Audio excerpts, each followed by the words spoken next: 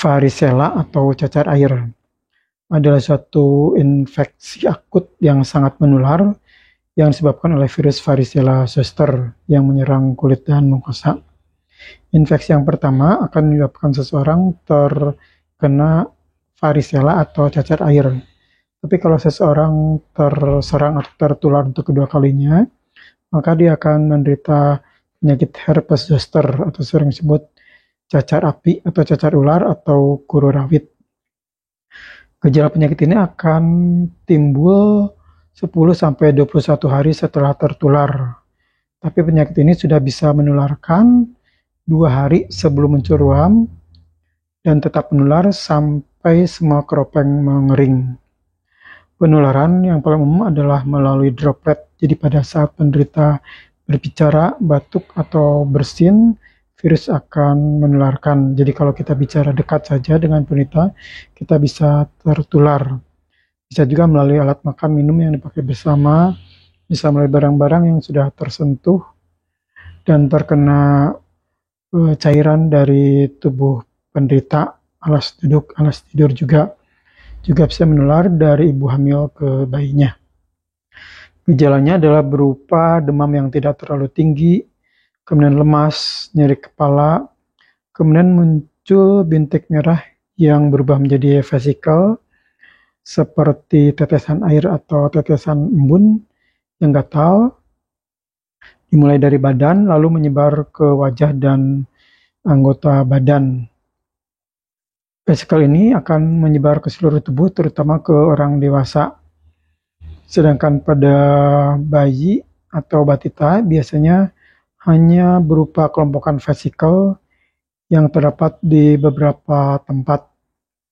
Jadi pada bayi atau batita, varicella atau cacar air biasanya cepat sembuh dalam beberapa hari sampai 1 minggu sudah sembuh sempurna. Tapi kalau makin tua pada orang dewasa, sampai vesikel menyebar ke seluruh badan bisa mencapai 2 minggu atau bahkan lebih. Untuk penanganannya dengan memberikan obat simptomatik untuk gatalnya, untuk nyeri kepala, untuk demamnya.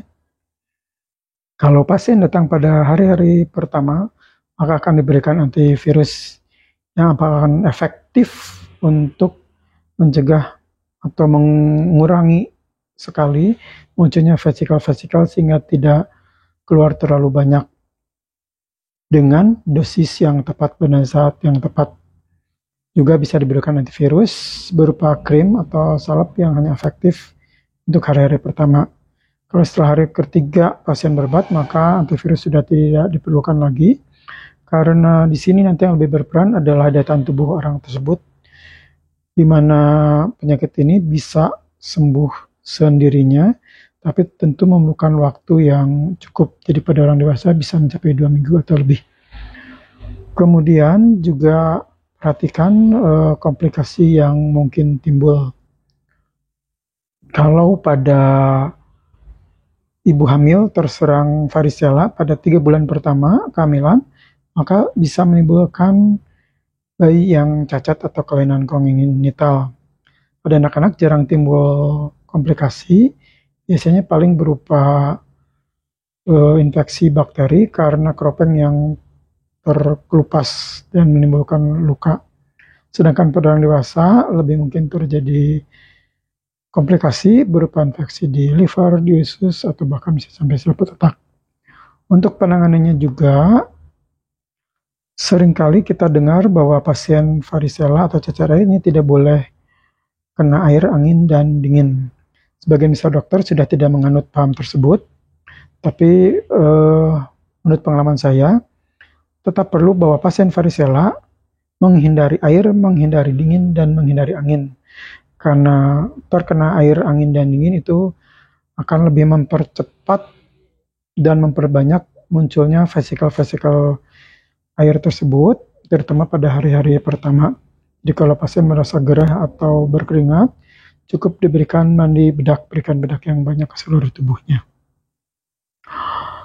Kemudian berikan obat-obat untuk memperkuat daya tahan tubuh, karena daya tahan tubuh yang kuat akan mempercepat penyembuhan penyakit ini.